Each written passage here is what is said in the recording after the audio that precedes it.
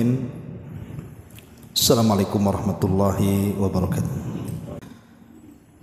Alhamdulillah wassalatu wassalamu ala Rasulillah wa ala alihi wa sahbihi wa mawalah wa la hawla wa la quwata illa billahi wa ba'du. Ma'asyiral muslimin wal muslimat rahimani wa rahimakumullah. Nama Allah Subhanahu wa taala Al-Fattah adalah di antara nama Allah yang indah. Dan ketika para ulama mengartikan apa makna di balik Al-Fattah itu, maka ada 3 makna yang disebutkan oleh para ulama. Makna al-awwal, makna yang pertama, Al-Fattah itu artinya Al-Hakimul ladzi yaqdi baina ibadihi bil haqq. Di mana-mana Al-Fattah adalah Dia Allah Subhanahu wa taala sang hakim, sang pemberi keputusan di antara hamba-hambanya dengan benar dan keadilan. Artinya kelak pada hari kiamat Allah Subhanahu wa taala akan mengadili semua makhluknya, tentu dengan pengadilan seadil-adilnya. Di dunia banyak kantor pengadilan, tapi betapa banyak orang-orang yang tidak dapat keadilan. Namanya saja kantor pengadilan, tapi banyak orang yang tidak dapat keadilan. Tapi nanti pada hari kiamat mereka akan dihadapkan kepada zat yang akan memutuskan seluruh hamba-hambanya dengan keadilan. Tidak ada satupun makhluk yang dizalimi kelak pada hari kiamat. Kalau mereka melakukan kejahatan maka akan diadili kejahatannya. Kalau mereka melakukan kebaikan maka juga akan mendapatkan kebaikannya. Ini makna yang pertama, secara global dulu kita jelaskan. Makna yang kedua, arti Al-Fattah adalah alladzi yaftahu li ibadihi abwabar rahmati war rizqi. Al-Fattah artinya zat yang membuka bagi hamba-hambanya seluruh pintu-pintu rahmat dan seluruh pintu-pintu rizki yang merupakan kemaslahatan hamba-hambanya. Jadi makna yang kedua Al-Fattah di sini, Allah akan membuka pintu-pintu rahmat dan rizkinya. Sebagai contoh, kalau seandainya kita lihat di masyarakat atau kita sendirilah, terkadang ada waktu-waktunya kita ini sulit untuk mencari ekonomi, tertutup semua jalan. Tetapi dengan terus kita ini mencari, akhirnya Allah bukakan. Sehingga kita lihat ada orang yang mencari uang itu dengan lisannya. Contoh para pengacara, Allah bukakan rizkinya dengan lisannya. Ngomong aja dapat duit, itulah pengacara ya. Ada orang dibukakan rizki itu justru bukan dengan lisannya, dengan kakinya. Kita tidak cerita hukum dulunya. Seperti orang-orang yang pesepak bola tuh, cari uang pakai apa tuh? Pakai kaki dia. Pemain-pemain bola dunia itu ngeri-ngeri itu gajinya tuh. Tapi ada juga orang yang diberikan atau dibukakan rizki dengan tangannya. Ya ma'ruf, seperti buruh-buruh dan begitu seterusnya kan, bekerja dengan tangan. Ada yang mereka dibukakan rizki dengan kecerdasan akalnya. Entah mungkin menjadi penasehat, memberikan ide-ide dan begitu seterusnya. Macam-macam kan orang itu dibukakan rizkinya oleh Allah Azza wa Jalla. Itu artinya siapa yang membuka rizki itulah Al-Fattah, Allah yang membuka rizki. Ma'asyiral muslimin yang dimuliakan Allah Azza wa Jalla, ataupun membuka pintu-pintu rahmat dan hidayah. Siapa yang membuka pintu hidayah Umar bin Khattab coba? Kalau bukan karena Allah Azza wa Jalla. Umar penentang Islam, tapi Allah buka akhirnya penerima hidayah. Ataupun Hamzah paman Nabi SAW, dan hampir sederetan para sahabat yang dahulu menentang Nabi SAW, Allah buka akhirnya dapat hidayah. Siapa yang membuka hidayah bagi mereka? Al-Fattah. Allah lah sang pembuka hidayah sehingga mereka sadar.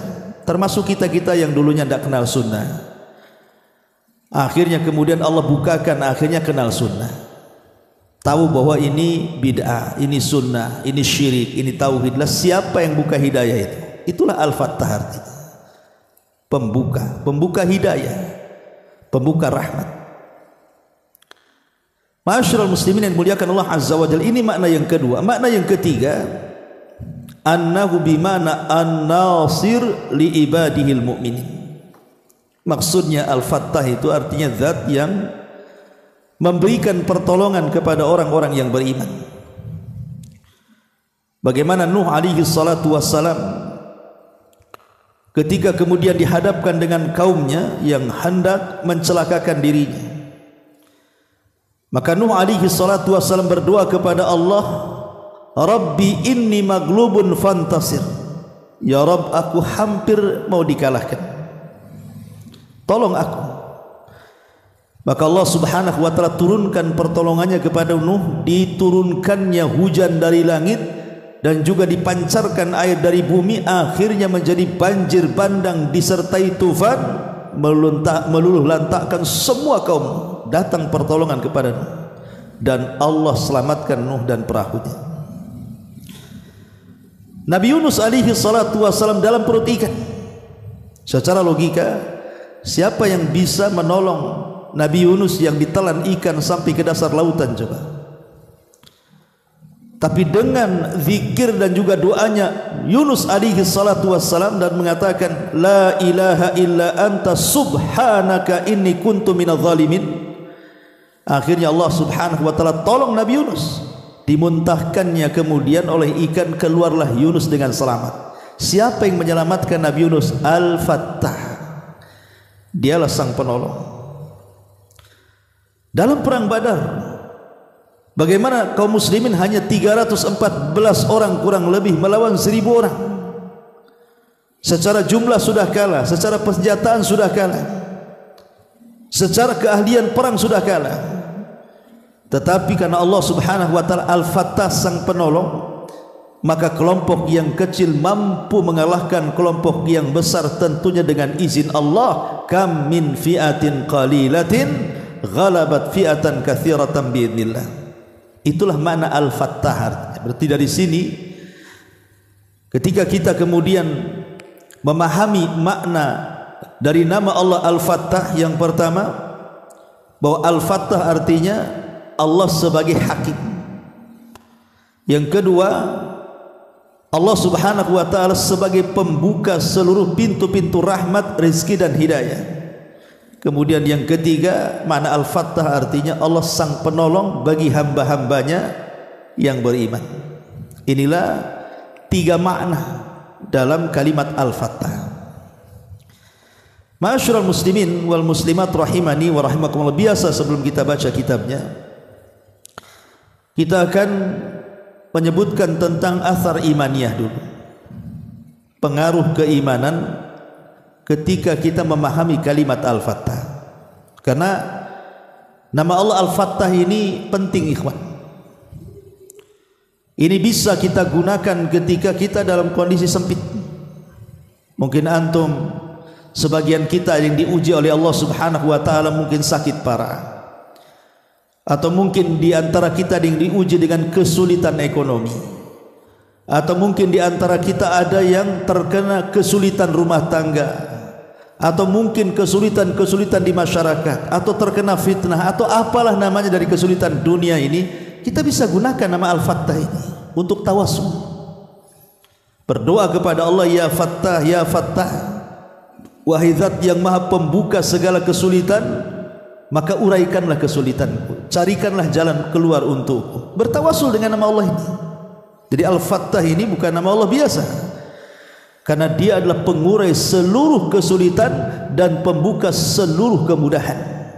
Itulah Al-Fattah. Ma'asyiral muslimin yang dimuliakan Allah Subhanahu wa taala. Sebelum kita menceritakan atau memperluas lagi asarul imaniyah, apa saja pengaruh-pengaruh keimanan, ada beberapa poin yang menyangkut dengan kalimat al-fattah ini. Pertama, di mana Allah Subhanahu wa taala akan membuka pintu-pintu langit dan menurunkan berkah-berkah dan rahmat serta mengijabah setiap doa. Jadi faedah dari kalimat al-fattah adalah Allah Subhanahu wa taala membuka abwabas sama, pintu-pintu langit, linuzulil barakati wa rahmati wa ijabati da'awat, di mana Allah membuka pintu-pintu langit untuk menurunkan berkahnya, menurunkan rahmatnya dan mengijabah setiap doa-doa hambanya. Dan Allah Subhanahu wa taala katakan dalam surah Al-A'raf ayat 96, walau anna ahlal qura amanu wattaqau la fatahna alaihim barakatim minas sama'i wal ardh. Kalaulah penduduk negeri itu mau beriman dan bertakwa, kami buka kepada mereka berkah-berkah dari langit dan bumi. Ini faedah dari kalimat al-fattah, membuka pintu-pintu barakah, membuka pintu-pintu ijabah doa, dan juga rahmat-rahmat Allah turun ke permukaan bumi. Kemudian yang kedua, Allah Subhanahu wa taala juga membuka abwabal a'mal as-salihah liman yasha' min ibadihi, membuka amal-amal saleh bagi sesiapa dari hamba-hambanya yang dikehendaki. Yang dulunya tidak salat jadi salat, yang dulunya hanya mencukupkan salat wajib akhirnya mulai salat sunnah, yang dulunya bakhil mulai jadi ahli sedekah, yang dulunya malas untuk melakukan ibadah senanglah ibadah. Dibukanya pintu-pintu amal soleh. Makanya kita lihat bagaimana para ulama seperti Syekhul Islam Ibn Taimiyah rahimahullahu taala, apabila dia sedang istiqra' mempelajari sebuah ilmu, kemudian kepalanya mumet karena tidak tahu jalan keluarnya untuk memahami sebuah perkara, maka beliau langsung berwudu, kemudian salat 2 rakaat, kemudian berdoa, kemudian istighfar, dan begitu seterusnya. Akhirnya Allah bukakan, teruraikanlah masalah itu. Inilah yang dikehendaki para ulama. Jadi mereka seperti itu, ada wasilah untuk membuka ilmu. Kemudian yang ketiga juga yang berkaitan dengan al-fattah adalah ma yaftahullahu 'alal 'abdil mu'min qabla mautihi bi amalin salih. Terkadang Allah membuka bagi hamba seorang mukmin sebelum kematiannya dengan amal saleh. Artinya Allah berikan kematian yang baik kepada dia. Kata Nabi SAW, apabila Allah menghendaki seorang hamba kebaikan, maka Allah akan mempekerjakannya.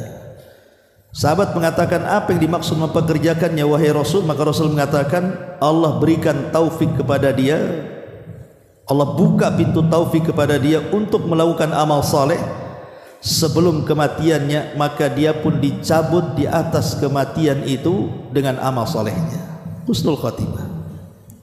Ataupun yang keempat, diambil faedah dari kalimat al-fattah itu, terkadang Allah membuka bagi hamba-hambanya babut taubah, pintu taubat.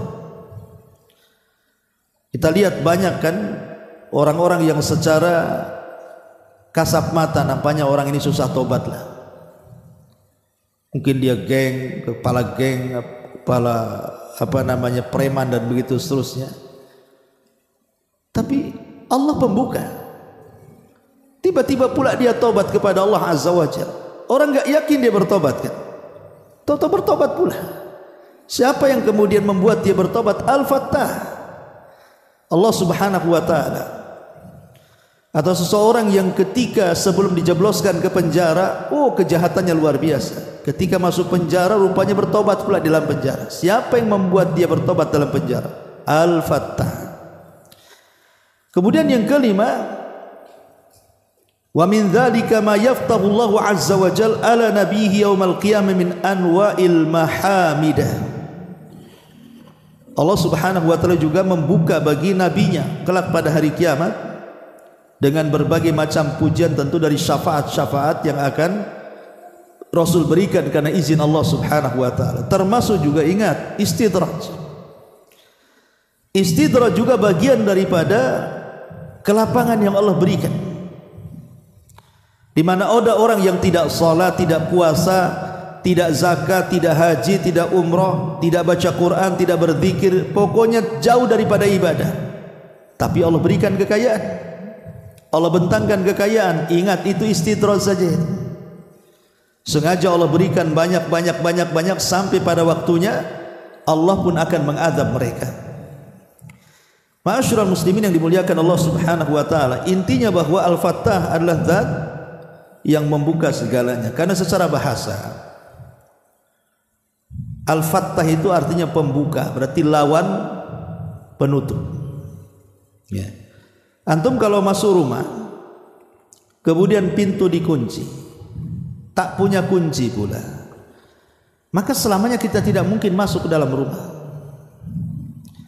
Atau mungkin kita melamar sebuah pekerjaan, syarat-syaratnya antum sudah penuhi, inilah itulah macam-macam syarat-syaratnya, tapi ditolak. Kita tidak bisa bekerja di situ. Ya selamanya kita tidak akan masuk dalam pekerjaan, tertutup kan. Sehingga kita tidak mendapatkan yang kecil atau yang besar di situ. Lah, tentu kita butuh pembuka tuh, dan pembuka itu adalah kuncinya. Dan kunci di sinilah Allah Subhanahu wa taala. Makanya Allah disebut Al-Fattah, dialah Sang Maha Pembuka. Taib, di antara athar imaniyahnya kita masuk yang pertama, mahabbatuhu subhanahu wa ta'alluqu bihi wahdah. Ketika kita tahu bahwa Allah Subhanahu wa taala zat yang membuka rizki kita, yang tadinya miskin jadi kaya, yang tadinya bodoh jadi cerdas, yang tadinya tidak punya ilmu jadi punya ilmu, yang tadinya tidak punya titel jadi punya titel, yang tadinya tidak dihargai jadi dihargai, dan begitu seterusnya. Dan itu semua adalah pekerjaan Allah Subhanahu wa taala, maka sudah selayaknya kita cinta dengan Allah. Ini yang pertama, tumbuh perasaan cinta dan juga hubung kait kita dengan Allah Azza wa Jalla. Yang kedua, al-isti'dad li yaumil mi'ad, persiapan untuk hari kelak setelah kematian kita. Karena di antara makna Al-Fattah adalah Al-Hakim, dia yang akan memberikan keputusan. Kalau di dunia kita menanam keburukan, maka di akhirat putusannya pun buruk. Kalau di dunia kita menanam kebaikan, maka putusannya pun akan baik. Maka dengan memahami makna Al-Fattah, athar imaniyahnya, maka kita akan persiapan di dunia. Jangan sampai kita diadili di hadapan Allah, pengadilan ini kemudian menjadikan kita binasa dan celaka. Ini yang kedua. Yang ketiga, as-thiqatu fi nasrillahi wa fathihi li ibadihil mu'minin.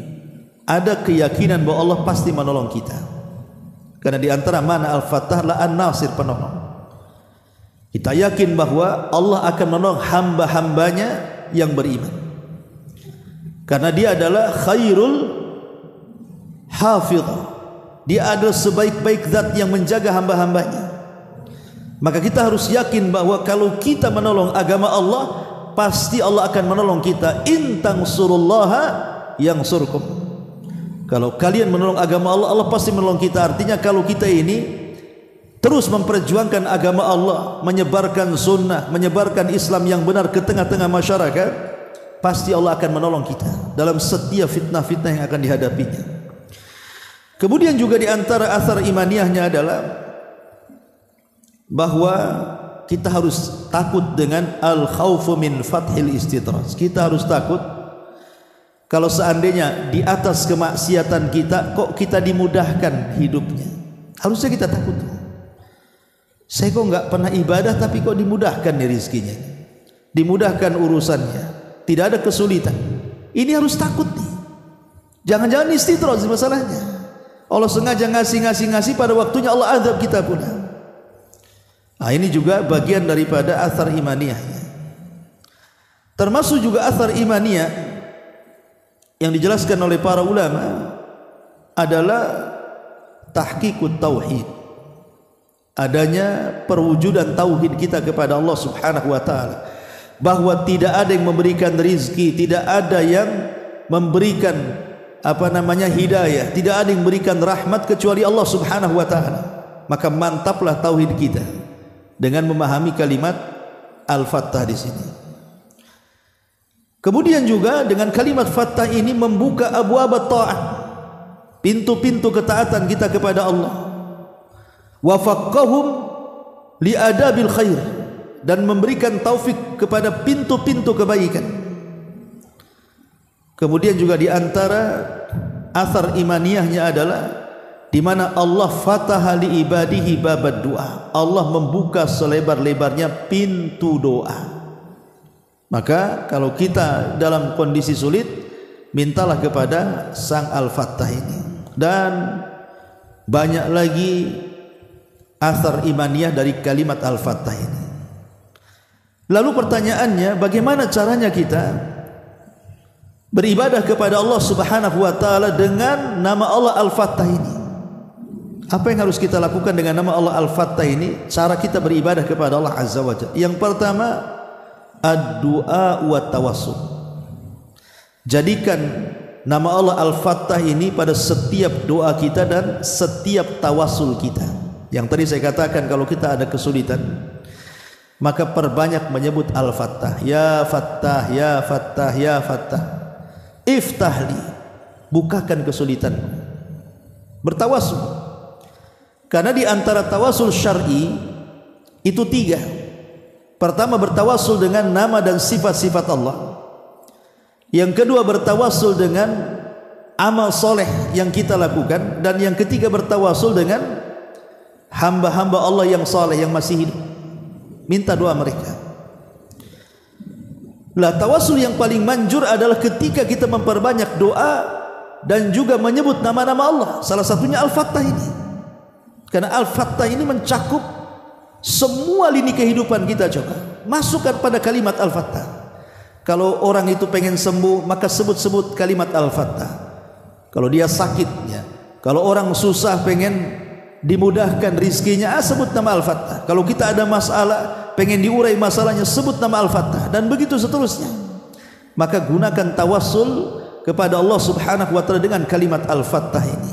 Ini yang pertama. Yang kedua, ihdar an taftaha ala nafsika baban min abwabis syarr. Hati-hati, jangan sampai kemudian kita yang membuka pintu-pintu keburukan. Jangan sampai kita membuka pintu-pintu keburukan, karena Allah sudah menutup pintu keburukan dan membuka pintu hidayah. Jangan pula kita yang membukanya. Ini yang kedua. Yang ketiga, kun miftahan lil khairi. Jadilah sebagai pembuka kebaikan, kemudian juga penutup keburukan. Karena ada hadis Nabi SAW, tuba li abdi ja'alallahu miftahan lil khairi mighlaqan lisyarri.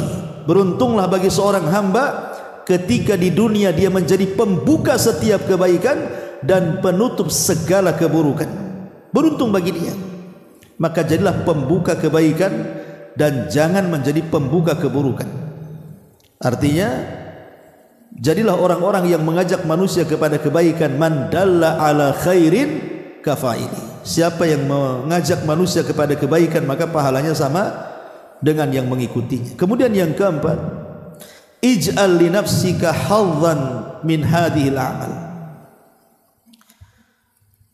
Jadikanlah dalam hidup kita ini beberapa amal yang bisa membuka dan mengetuk pintu-pintu langit sehingga melesat sampai kepada Allah Subhanahu wa taala.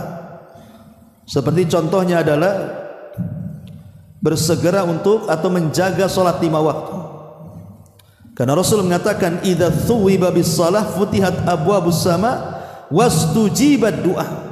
Apabila dikumandangkan qomat, maka pintu-pintu langit akan terbuka dan pintu-pintu doa akan terbuka lebar. Makanya ketika salat itulah waktu kita berdoa kepada Allah, terutama di waktu sujud. Karena di situ pintu-pintu langit Allah buka. Kemudian juga di antaranya adalah disebutkan dalam Sahih Muslim dari Ibnu Umar radhiyallahu an, Ketika Rasul sallallahu alaihi wasallam sedang duduk, tiba-tiba ada seorang sahabat salat kemudian membaca doa iftitah. Apa iftitahnya yang dibaca? Dia mengatakan Allahu akbar kabira walhamdulillahi katsira wa subhanallahi bukrata wa asila. Kemudian Rasul mengatakan, siapa tadi yang ngomong begitu? Maka kemudian seorang laki-laki mengatakan, saya wahai Rasul. Maka Rasul mengatakan, ajibtu laha futihat laha abwabus sama. Aku heran dengan kamu, dengan membaca doa itu Allah bukakan pintu-pintu langit untukmu. Jadi dalam solat itu banyak perkara-perkara yang menjadikan pintu langit, salah satunya doa iftitah. Dan solat sendiri adalah membuka pintu langit dan juga pintu doa. Termasuk juga orang yang mentauhidkan Allah dan mengatakan la ilaha illallah. Barang siapa yang mengucapkan kalimat la ilaha illallah, maka futihat lahu abwabus sama, maka pintu-pintu langit akan terbuka. Dan sudah saya jelaskan tentang beberapa amalan yang bisa membuka pintu-pintu langit. Baik, kita akan baca sedikit di sini. Kalimat Al-Fattah itu disebut dalam beberapa ayat dalam Al-Quran. Salah satunya surah As-Saba ayat 26 di sini.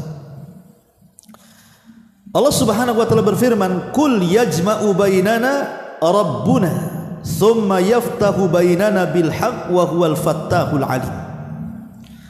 Katakanlah, Tuhan kita akan mengumpulkan kita semua, kemudian Dia memberikan keputusan di antara kita dengan benar, dan Dia zat yang maha pemberi keputusan, Al-Fattah, dan maha mengetahui Al-Alim. Berarti ayat ini, surah As-Saba ini ayat 26, bahwa di antara makna Al-Fattah apa? Al-Hakim, Al-Qadhi. Dialah yang memberikan keputusan pada hari kiamat seadil-adilnya. Tidak ada yang luput bagi Allah Subhanahu wa taala. Dan Allah tidak berhajat kepada saksi, karena Allah tahu perbuatan kita semuanya. Kalaupun Allah mendatangkan saksi-saksi itu hanya formalitas saja, karena tanpa saksi pun Allah sudah tahu perbuatan kita. Dan Allah Subhanahu wa taala tidak mungkin menzalimi seorang hamba pun walaupun sebiji zarah. Dan Allah zat yang maha adil dan sangat adil dan akan memutuskan dengan seadil-adilnya. Dialah Al-Fattah yang disebutkan dalam surah As-Saba ayat 26. Kemudian Allah mengatakan, wasi'a rabbuna kulla syai'in ilma, 'ala Allahi tawakkalna, rabbana iftah bainana wa baina qaumina bil haqq wa anta khairul fatihin. Pengetahuan Rabb kami meliputi segala sesuatu, kepada Allah sajalah kami bertawakal. Ya Rabb kami, berilah keputusan antara kami dan kaum kami dengan hak atau dengan adil, dan engkaulah pemberi keputusan yang sebaik-baiknya. Wa anta khairul fatihin. Ini ucapan Nabi Nuh. Jadi surah Al-A'raf ayat 8-9 ini kan hikayat daripada ucapan Nabi Nuh. Ketika kaumnya mulai kemudian hendak membunuh Nabi Nuh alaihi salatu wassalam, maka Nuh menyerahkan keputusannya kepada Allah dan mengatakan, wasi'a rabbuna kulla syai'in ilma, 'ala Allahi tawakkalna, rabbana iftah bainana, katanya rabbana iftah bainana wa baina qaumina. Ya Rabb, aku serahkan keputusanku dengan kaumku, terserah engkau. Maka Nuh alaihi salatu wassalam ketika itu meminta untuk diazab kaumnya. Dan ketika kemudian Allah memutuskan perkaranya, maka Allah kirimkan azab banjir bandang yang melantakkan semua kaum Nuh. Berarti dalam ayat ini kalimat Al-Fath artinya memberikan keputusan ataupun memberikan hukuman. Makanya kata beliau di sini, makna nama ini Al-Fath. Al-Fattah di sini adalah zat yang menghukumi di antara hamba-hambanya dengan apa yang Dia kehendaki, kemudian memutuskan di antara mereka dengan apa yang Dia inginkan. Allah memberikan kenikmatan kepada siapa saja yang dikehendaki dari mereka dengan apa yang dikehendaki. Tidak ada yang dapat menolak hukumannya, tidak ada yang dapat melindungi keputusannya dan juga perintahnya. Perhatikan, Allah mengatakan, ma yaftahillahu linnasi mir rahmatin fala mumsika laha. Wa may yumsik fala mursila lahu min ba'dihi wa huwal azizul hakim. Di sini ada kalimat ma yaftah. Yaftah itu dari kalimat fattah tadi. Jadi apa saja yang Allah anugerahkan kepada manusia, maksudnya apa saja yang Allah buka bagi manusia, entah daripada rizki, entah daripada ilmu, entah daripada hidayah, apalah sebutkan, maka tidak ada yang mampu kemudian menahannya. Kalau Allah sudah mentakdirkan si fulan kaya, tidak ada yang bisa membuat dia miskin. Kalau Allah subhanahu wa ta'ala sudah mentakdirkan dia dapat hidayah, tidak ada yang mampu untuk menyesatkannya. Kalau Allah subhanahu wa ta'ala sudah takdirkan dia sehat, tidak ada orang yang mampu membuat dia sakit. Dan begitu seterusnya. Fala mumsikalah, karena dia pembuka. Tetapi wa may yumsik fala mursila lahu min ba'dihi wa huwal azizul hakim. Tapi apa saja yang ditahan Allah, maka tidak ada seorang pun yang sanggup melepaskannya sesudah itu. Kalau Allah sudah buat sakit, satu dunia mengobatinya tidak akan sembuh. Kalau Allah sudah buat sesat, satu dunia memberikan hidayah, tidak mungkin dapat hidayah. Kalau Allah sudah membuat dia bermasalah, satu dunia memungkinkan masalah tidak akan bisa. Itulah karena Allah lah satu-satunya zat Al-Fattah. Kemudian Imam Ibnul Qayyim rahimahullah ta'ala berkata dalam qasidah nuniyahnya dalam menjelaskan makna ini, demikian juga Al-Fattah termasuk nama-nama Allah. Al-Fattah sang pembuka yang merupakan bagian dari sifat-sifatnya terbagi menjadi dua. Pertama, dia membuka hukum yang merupakan syariat sesembahan kita. Dialah yang menghukum dan memberikan putusan. Yang kedua, dia membuka takdir yang merupakan bentuk Al-Fattah yang kedua. Allah yang mentakdirkan semua hamba-hambanya, si fulan kaya, si fulan miskin, si fulan sembuh, si fulan sehat, si fulan sakit, si fulan dapat hidayah, si fulan jahil, si fulan cerdas, dan begitu. Itu berkenaan dengan takdir. Allah yang membuka semuanya. Ar-Rabb adalah Al-Fattah dengan kedua bagian tersebut penuh dengan keadilan dan kebaikan dari Ar-Rahman. La Asy-Syaikh Abdurrahman As-Sa'di rahimahullahu ta'ala dalam menjelaskan ucapan Ibnul Qayyim di atas mengatakan, Al-Fattah adalah yang membuat hukum, yang membuat kebaikan, dan yang dermawan. Dan sifat membuka bagi Allah ada dua bagian. Yang pertama, dia membuka hukum agamanya, yaitu syariatnya, yang melalui lisan-lisan para rasulnya, yang berkaitan dengan semua apa yang dibutuhkan oleh orang-orang yang telah dibebankan kewajiban kepadanya, dan mereka berjalan di atas jalan yang lurus. Adapun sifat pembuka dalam pembalasannya, maka ini berlaku antara para nabi dan para penentangnya, antara wali-walinya, antara para musuh-musuhnya.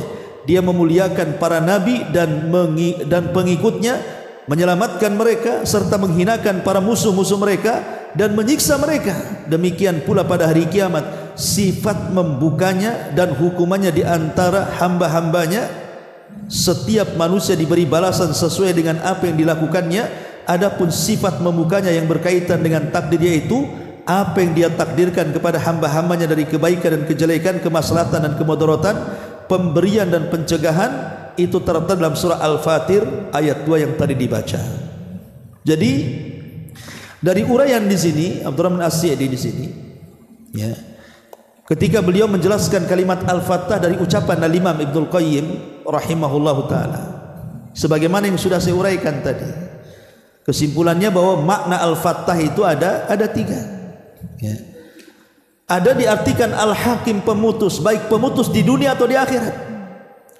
Kalau pemutus di dunia artinya pemutus antara para nabi dengan para penentangnya.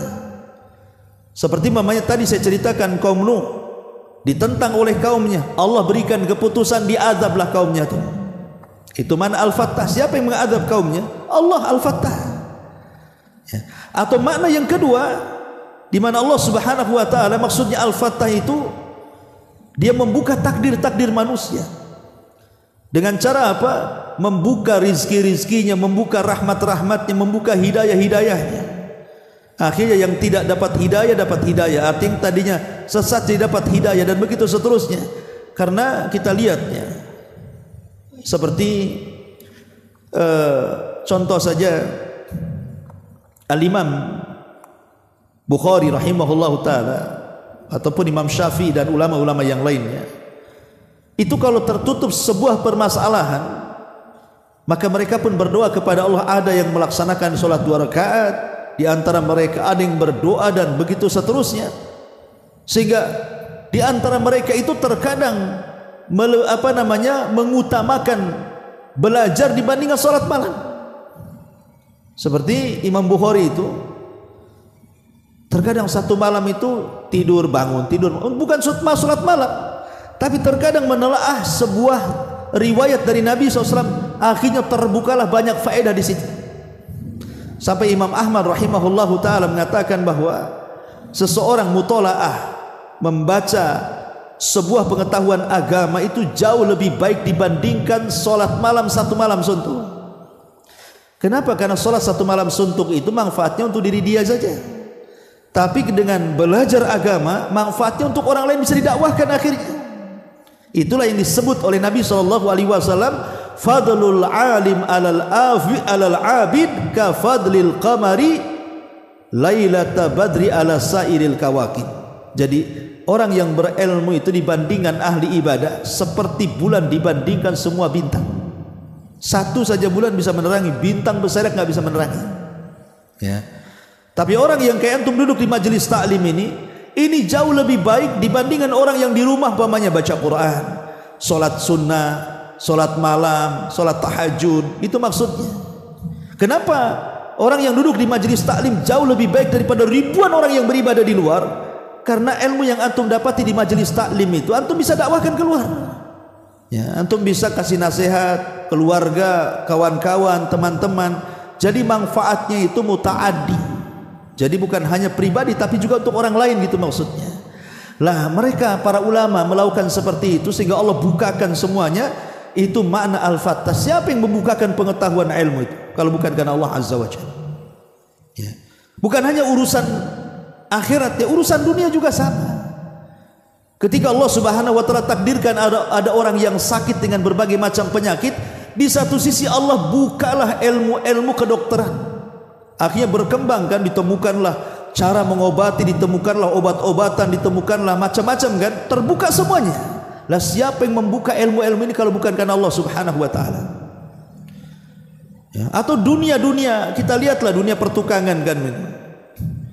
Kalau dulu alat-alat tukang itu ya semua pakai gergaji, pakainya. Sekarang udah pakai mesin semua. Sudah pakai mesin, serba mesin. Lah siapa yang membuka pengetahuan kok akhirnya pekerjaan jadi simpel, jadi singkat, jadi mudah itu? Ya Allah Subhanahu wa taala semua. Ya, jadi itulah mana al-fattah, baik dunia ataupun akhirat. Dia menyingkap semua takdir-takdir manusia. Ataupun makna an-nasir yang ketiga adalah penolong bagi wali-walinya. Kemudian kata beliau mu'alif rahimahullahu ta'ala, beliau juga berkata dalam halaman ke 200-nya, mana al-fattah ada dua. Pertama, kembali kepada mana hukum yang dia bukakan untuk hamba-hambanya. Dia menghukumi di antara mereka dengan syariatnya, dan menghukumi di antara mereka dengan memberi balasan kepada yang taat dan memberikan siksa kepada pelaku kemaksiatan di dunia dan di akhirat. Sebagaimana Allah sebut dalam surah As-Saba tadi ayat 26, dan juga surah Al-A'raf ayat 89. Ini cerita semua bicara soal keputusan Allah di dunia dan di akhirat.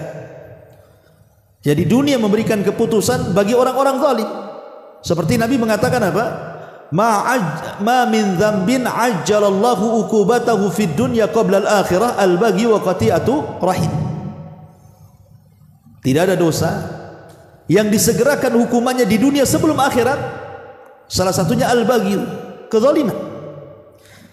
Terkadang Allah Subhanahu wa taala mengadab hamba-hambanya itu di dunia sebelum akhirat, seperti yang dilakukan terhadap orang-orang zalim. Lihat orang-orang zalim itu, kalau kita menceritakan kisah-kisah seperti yang terjadi umpamanya kepada kisahnya siapa? Sa'ad bin Abi Waqqas. Ketika di zaman Umar bin Khattab dia diserahi untuk menjadi gubernur Kufah, difitnah sama orang Kufah.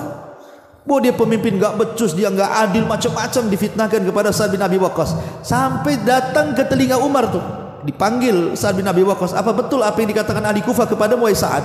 Kata Sa'ad, enggak, saya suruh berusaha untuk menjadi pemimpin seadil-adilnya di Kufah. Akhirnya Umar pun mencoba datang ke Kufah. Apa betul fitnah terhadap Sa'ad bin Abi Waqqas itu? Rupanya tidak ada. Orang Kufah mencintai Sa'ad. Rupanya hanya 1-2 lah yang fitnah, dia yang tidak suka.